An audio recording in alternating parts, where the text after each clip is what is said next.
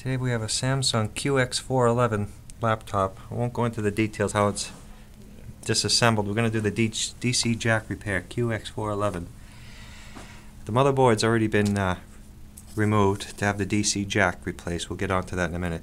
What I want to point out is if you were to change the keyboard on this, the keyboard on this particular model and the design, the keyboard is like underneath everything. So instead of just simply replacing a keyboard as you might in the past, you have to take all these, the keyboard is fused by these plastic buttons that you have to cut off, and over here too, just to release the keyboard. So that's not a very serviceable feature of the Samsung QX411.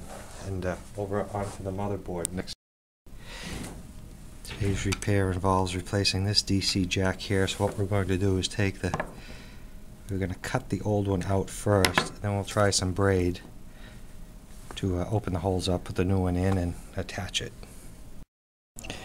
Okay, I don't know how well you can see this, but I'm going to go, I've already started, I'm going to cut here, here, and then here,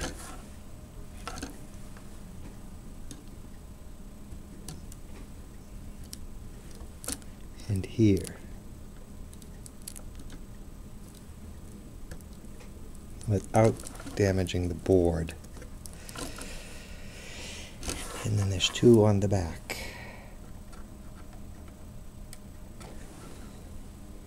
Basically want to cut the old jack out. Don't try to unsolder it in place. Basically cut away as much of the old one as possible. Okay, the last piece right here.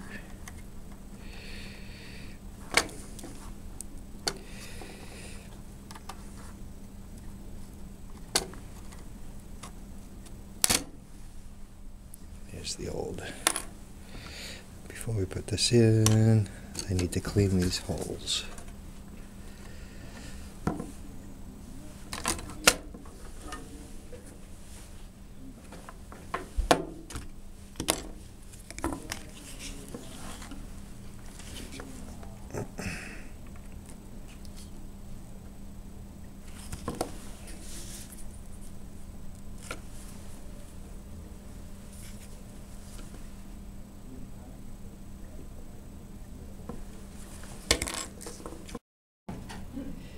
That through the school system?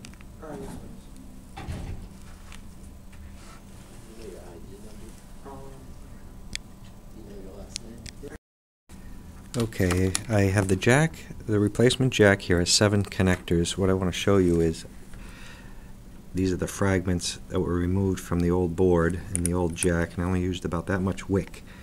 And as you can see, I've cleaned out all 7 of the holes. You can see light through them. So we're going to install this jack and solder it in place. Mind you, some laptop models have the jack offloaded, so you can simply just change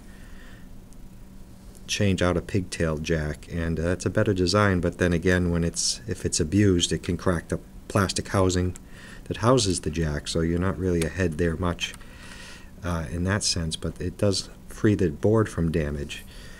And some of the Macintosh models, they use the MagSafe jack, so if you walk into it or trip over it, you simply just deattach it with no harm done.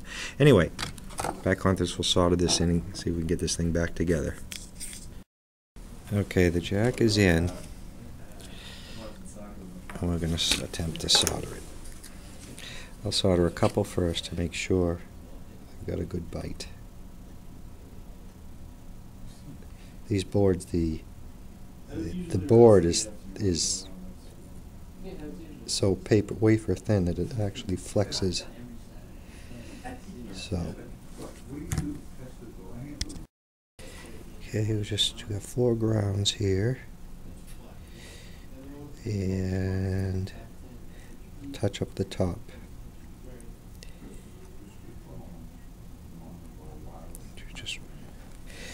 grounds take a little longer for the solder to flow.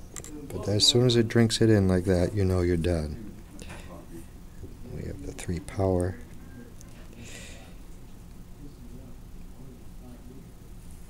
These have multiple power connections. They actually talk to the battery to tell it. The motherboard tells the battery when to charge and when to stop charging.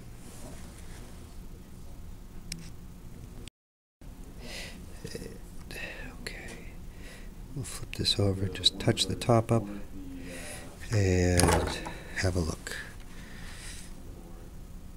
I don't know if you can, how much focus you have there on that, but I'll just touch up these top ones here next, and we'll get this reassembled in the laptop and have them try it. Alright, and there's the top of our jack. I touched up the bottom again. It will drink it down to the through the plating to the top of the board, but you just want to make sure you have no bridging and whatnot. So there you have it. Okay, I'm told we have success on the reassembly of the Samsung here. I want to make sure the charge indicator works when you charge it. Evidently this must be charged. Let's unplug the adapter. And it still operates, so we will. I don't see a charge. Oh, there is our charge indicator. Okay, so when we remove the jack, the indicator goes out. When we add the DC jack, you should see the charge indicator. Okay. So we are good. We'll power down.